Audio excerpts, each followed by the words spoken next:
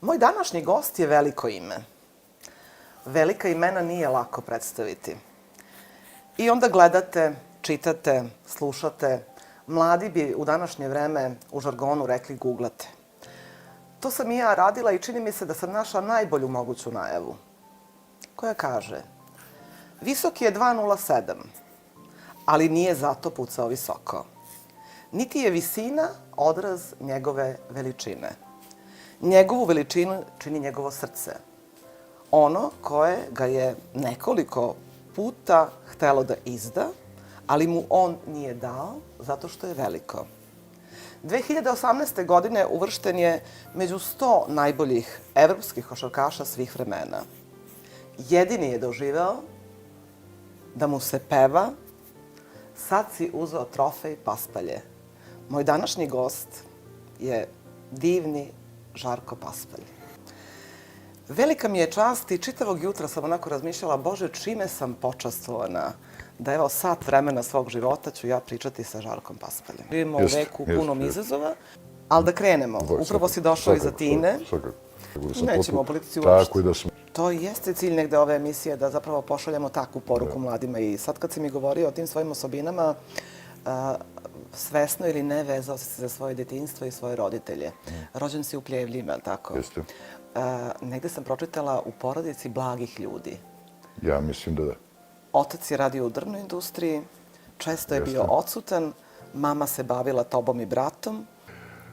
Kombinat, da. I zaputi se iz Banja Luke, razumiješ? Verujem. I nekako je došao do Pljevalja i što bi rekli... To ćeš reći kao roditelj posle. Daću ti dobar primjer za to, ali kroz neku anegdotu, znaš. Dobro je to. Znaš, i sve je to bilo lijepo nekako u mišljenju. Da, često govoriš to. Da, novac je bio u drugom planu, jedno što je... Da, vrlo često govoriš. Jeste, i to je velika stvar. I ja isto. Jako sam u Jugoslaviju i nekako mi je strašno. I ja volim. Eto. Nije se džabe govorilo jugoslovenski standard. Jest, između... U svakom smislu. Ali drago mi je da pominješ tu reč bezbrižnost skoro u svakom svom intervjuu.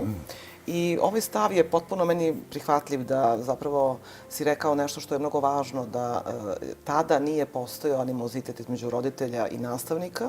Bilo je zajedničkih stavova u interesu dece i deca su morala da rastu u prave ljude, dakle oblikovala se nacija na neki način, sistemski naravno, na neki način. Bio sam jako dobar đak. Da, to sam pročitala. To je vrlo važno, dakle bio si dobar đak. Šta? Stoni tenis. Tako je u jednom momentu. Ja se samo sjećam majke šta je sa njima. U stvari, sad to je cijeli komšiluk. Svi oni znaju, ali... Za razliku od ove dece koja... Se postavlja pitanje gdje je bolje odrastati. Dobro, što je bio tvoj najveći nestašluk, kog se sećaš? Ali ih je bilo svakako, naravno. Kako? Pa normalno koliko svaki iđe. Ništa... Dramatično. Ništa dramatično. Su bile dečje igrarije. I potpuno prihvatljivi u odnosu na današnje vreme. I odrastanja, kasnije se tako... Da, ali niko od toga nije imao šta. Ne, apsolutno ne. Da. Pa dobro, eto, u to vrijeme, to sam negdje čitala, dakle, stoni tenis, košarka, sportovi, inače, to je bilo nešto što je potpuno bilo prihvatljivo dece, što deca bila vani, uvek se kaže tu neka lopta, nešto, druženje, socijalizacija. I tako se nekako možda su se i lakše otkrivali talenti, za razliku od onoga što si negde rekao, danas u deca 10 sati uz mobilni telefon, to kaže i nauka, i celokupno svoje slobodno vreme zapravo provode uz mobilne telefone i neke sadržaje koje ni na koji način, dakle, ne možemo da prihvatimo u smislu da mogu da pomognu pre svega u razonodi, odmoru, zabavi i tako dalje. Teško je naći pravo. I onda si rekao jednu reč korzo. Kako bi danas objasnio mladoj deci Šta je bio korzo? To je bilo fascinantno. To i ja nisam doživjela, na primjer. Je li tako? Ne. Biti viđen i eventualno otići u... Jeste, tačno. Znaš, kao stariji čovjek, 40, 50, Podgorica, velika vrućina, i sad oni dolaze oko 5, 6, kad malo padne ovaj hlad. To je vrlina. Kako... Znači bio si taktičar, na neki način. Nisam baš. Dobro, ali to su mlade godine. Ipak si imao hrabrosti. Sam mislim dete danas od 17 godina. Ali ja sam onda... Partizan. Sticajem okolnosti, da, Partizan. O čemu se radi? Ali to kao, znaš... Da, nije. Da, koji košač? Kakve pare? Znaš, kao dobijam neke... Kao čuvaj me Bože. Nemoguće, to je... Znaš, ti kažem, Neke stvari. otprilike. Pa mislim da sam neki čovjek, nisam siguran, ali Da, i svi odiste. to je baš bila onako katastrofa i on je baš bio mat, baš je bio mat. I radost. Velike poruke šalješ. To ti pripada. Dakle, mladi ljudi moraju da shvate da zapravo u životu moraju da se domognu onoga samo što im pripada, a pripada im radom i talentom. Dakle, nema tu i velikom ljubavlju. To ja mislim da je to... A i da se ne pogubiš negde, zapravo, da... Znaš, kad si 20 godina... Kao si negde, to mi je vrlo onako, a to, mi koji... Da. Mi to nikad nismo shvatili kao u Bosanci. Nisam baš... Znalo da bi se sve što je društveno neprihvatljivo sankcionisalo do kraja.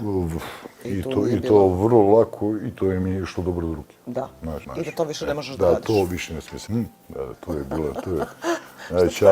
Čale nije puno pričao. Da, ali to sam ja izvukala kao... Jesi, znači, rode, to se koristi u Bosnu. Tako, ovdje kod nas brate. I danas, razumiješ, znaš, i sad... Dobro, da. Zato budućnost im tako, imali dobro... Znam kako je to. Sve ono kako treba. Pozivni za prijemlju. To današnji deca ne razumiju ništa. Znaš, i onda, Čale, da ti kažem, mislim, lijepo je ovo, ali...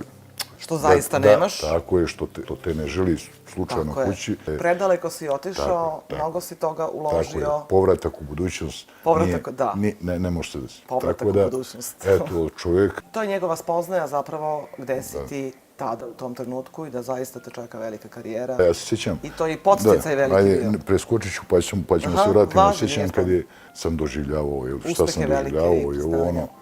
Koliko je tebi bilo lepo što je njemu lepo? Ja se nadam, to tako treba. Za sve što i za vaš dolazak pred samu utakmicu u Beograd i Novi Sad, a postoji ona anegdota gde, gledala sam skoro i fotografiju. To je životna priča, to nije anegdota. Anegdota je, mislim, to je moglo da ode u potpuno drugom pravcu. I da ima konsekvence.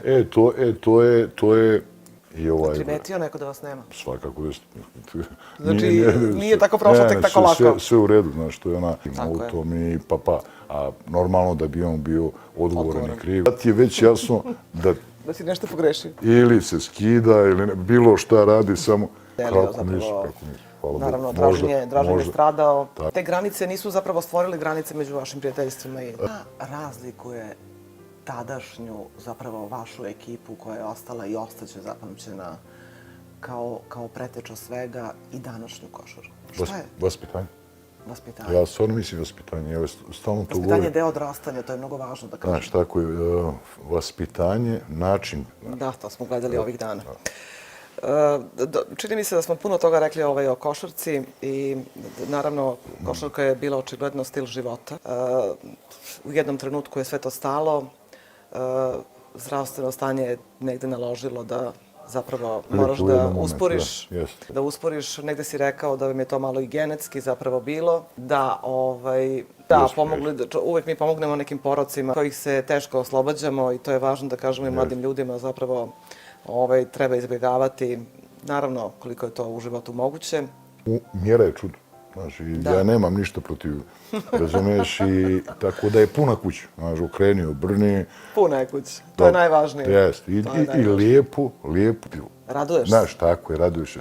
To ti hobi, kao... Tu smo negde mi izgubili radost, neka to ovako ide, čini mi se za sam kraj. Šta je s tom našom radosti? Čemu se mi više radujemo? Znaš, evo kažu veštačka inteligencija. Tako, ljudi će da pravi odgovor. Dao si, zapravo si rekao da smo i došli do kraja i da ukoliko se ne vratimo, čini mi se, ono našoj nekoj osnovnoj suštini, to je, čini mi se, čovekoljublje, bezbrižnost, humanost, odrastanje, kvalitet života, da zapravo nema dalje i da se to na neki način lepo i vraća. Mislim da će roditelji i deca gledati ovu emisiju i zapravo izvući mnogo toga kao pouku i kao poruku. Nadam se da ćemo se mi vidjeti nekom drugom prilikom ponovo na neku drugu temu i još jednom se zaista zahvaljujem. Hvala ti puno. Poštovani gledalci, gledali ste jednu divnu emisiju sa velikim imenom, dakle, gospodin Žarko Paspalj, čovek koji je 2018. godine proglašen jednim od 100 najboljih evropskih igrača svih vremena, čije ste kvalitete videli i danas, a koji se ne tiču samo košarke. Gledajte nas utorkom od 19 časova. čitajte štampano izdanje Večernjih novosti, pratite našu platformu i naravno YouTube kanal. I sada pozdravljamo i zahvaljujemo se našem osnovnom, dakle, sponzoru zapravo ove emisije, a to jeste Salon nameštaja Numanović. Hvala vam i vidimo se.